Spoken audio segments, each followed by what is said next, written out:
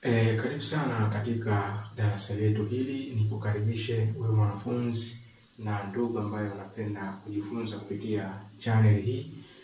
Nikukaribishe kwa mara nyingine tena, au kama ni mara yako ya kwanza kujiunga nasi, nikuombe uweze kuwa nami mwanzo hadi mwisho wa kipindi hiki. Na leo tunaanza sasa mchakato wetu wa kuweza kuanza vipindi vyetu vya science practical kwa upande wa physics, chemistry na biology. Kwa hiyo jiunge moja kwa moja na channel hii uweze kujipatia mafunzo haya. Usisahau kujiunga, kwa maana kusubscribe, utakuwa unapata video ambazo tutakuwa tunaziweka. Ni mchakato, tutakuwa ni taratibu kadri tutakuwa tunapata fursa tunaweka vipindi vyetu, lakini utapata fursa ya kuuliza maswali mengi nje ya vipindi kama hivi. Tutaweka mawasiliano yetu hapa, lakini pia utapata material ambayo either ya chemistry, ya physics na biology. Na kama ni mwanafunzi wa kidato cha 4, basi itakuwa ni fursa nzuri kwa mwaka huu kufanya vizuri. Kwa hiyo tutumie vizuri, nikuombe usichoke. Ni gharama ambayo si kwa sana, unatumia bando lako na utajipatia mengi. Sasa leo nikuombe tuanze na somo la physics. Tuanze katika somo la physics, ni kuoneshe kwamba ni vitu gani ambavyo mwanafunzi wa kidato cha 4 sasa hivi anayejiandaa na mchakato wa kufanya NECTA, kama una private candidate, kama ni school candidate, lakini unaenda shule unarudi, unapata fursa ya kupitia vipindi kama hivi. Nataka ufahamu tunasoma physics practical katika vipengele gani, ni vitu gani ambavyo hasa tunasoma. Karibu sana katika physics practical. Hapa nitaweka hapa physics practical.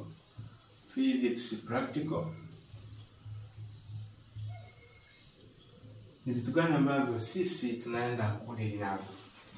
Nitakupitisha katika topic. Ni topic ngapi? Topic ya kwanza, tutaangalia topic ambazo tunazisoma. Ukitizama mitihani yote ambayo inaandaliwa, ni maswali mawili tu ambayo yanatunga mtihani, lakini yanatoka katika topic gani, na ni topic gani ambayo ni lazima, kwa maana itatokea katika mtihani wako. Topic ya kwanza ambayo tunakuwa nayo ni topic kubwa sana ambayo tunasema ni mechanics. Hii ni mechanics, kwa maana inadili na vitu ambavyo ni mitambo, ni mashine, ni physical activity. Hiyo ni mechanics, lakini ndani yake tunaenda kuona kwamba mechanics hii imeundwa na vitu vifuatavyo. Tutakuwa na simple pendulum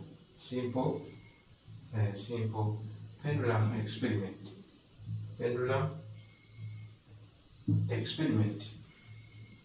Lazima ufanye experiment na pendulum, na ili uweze kuwa vizuri mwanafunzi, almost unapaswa kuelewa at least practical zikiwa chache ziwe 4, na kadri utakavyoenda mbele nitakwambia kwa nini nimesema 4, zipo katika kategori aina gani, ili uweze kuelewa.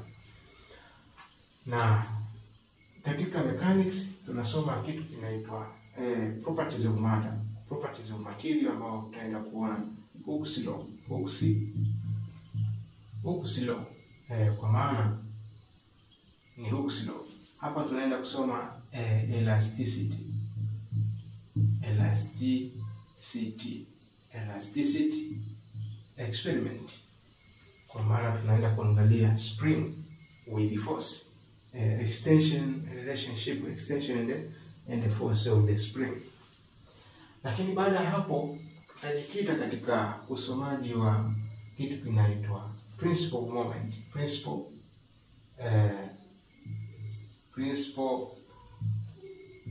of moment. Principle of moment and equilibrium. Hapa tunaongeza tutaongeza hapa and equilibrium. Maana tunaenda kutafuta balance of force between clockwise side and the anti-clockwise side. Hiyo yote ni mechanics. Kwa hiyo ukiweza kusoma simple pendulum, ukasoma Hooke's law, ukasoma principal moment and equilibrium, na kuna topic nyingine hapa kama density, japo ndani huko kunakuwa na density ya vitu kadhaa. Tunaweza tukaongeza kitu kinaitwa properties of matter, kwa maana tutaangalia density ya vitu tofauti. Kwa hiyo hizo zote ni mechanics. Kwa hiyo kila kipengele kina experiment na hii na experiment zake. Then properties of matter nayo ina experiment zake. Lakini topic ya pili ambayo tutaenda kuiona, topic ya pili nayo ambayo ni kubwa, tutakuja kuangalia ni topic ya light. Kwa maana light, ukiangalia wakati mwanafunzi anasoma kidato cha kwanza, kama sijakosea cha kwanza anasoma light, anasoma reflection. Kwa hiyo katika light zitagawanyika kwa namna 3 au 2. Kwanza tutaangalia law of reflection. Law of reflection ambao tunatumia plane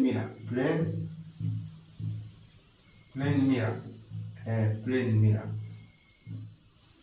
Hiyo ni law of reflection ambao tunatumia plane mirror. Maana topic kubwa hapa ni reflection.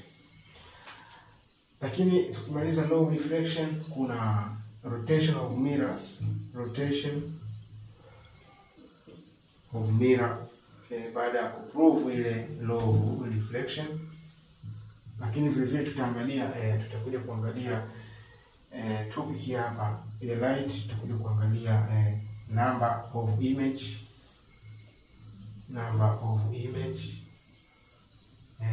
formed katika plane mirror. Lakini the same, bila kusahau kile ambacho kinaitwa position of an image, position of an image of object.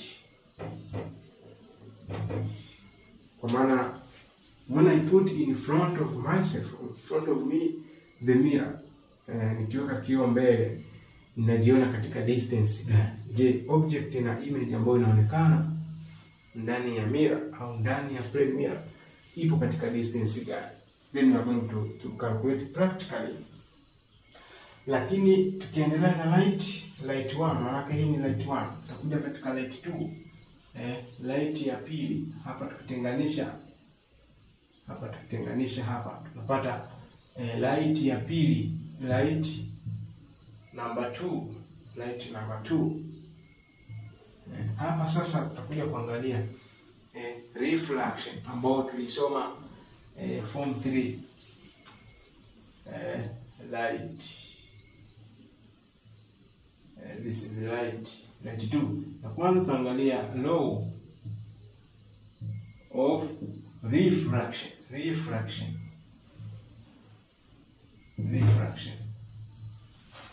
Hiyo ni kipengele cha pili.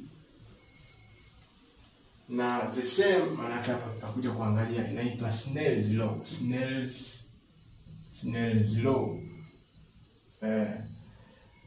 Lakini after refraction, after verification of law, the same tunaenda kuangalia refractive index of glass. Na hapa tunaenda kuangalia, tunatumia glass block au glass slab. Ndivyo vifaa ambavyo tunatumia. Refractive index. The same hapa tutakuja kuangalia kutafuta width of glass block. glass block, width of glass block. Hiyo ni light 2. Lakini ndani yake sasa tutakuja kutumia tutatafuta determination of minimum deviation angle, deviation angle ambayo itakuwa ni minimum deviation angle ambayo tutatumia triangular spring hapa inafanya deviation. Hii ni setup ambayo inaweza ikawa inaashiria experiment ya namna hiyo. Kwa kutizama upande wa mechanics, we have light ambayo inaendelea mpaka hapo. Kwa unaona kabisa ni kazi kubwa ambayo unapaswa kujituma na kuweza kufuatilia vipindi kama hivi, lakini kuchukua fursa ya kujifunza zaidi ili uweze kuwa bora. Lakini topic ambayo ya tatu sasa, ambayo ni ya tatu, itakuwa ni topic ya tatu hapa, tunasema ni current electricity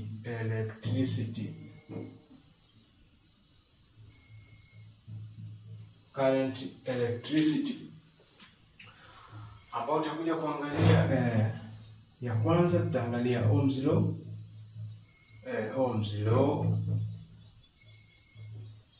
law. Ya pili tutakuja kuangalia the same Ohm's law lakini EMF specifically, EMF and the internal resistance ambayo ni R, internal resistance. Lakini ya tatu tutakuja kutumia tutaangalia about meter bridge, matumizi ya meter bridge ambayo ni Western bridge. Na ya nne tutakuja kuangalia potentiometer experiment, potentiometer methods. Hizi zote tutakuwa tunaangalia methods, namna ya kutafuta resistance, namna ya kutafuta internal resistance, unknown resistor of a conductor. That is our physics practical. So mwanafunzi ambaye amesoma mechanics ya kutosha, amesoma light, amefuata principles za kutengeneza graph, kutengeneza report writing, kipindi ambacho tutakuja kukiandaa, hatimaye hawezi kukosa kupata A akiunganisha upande wa theory.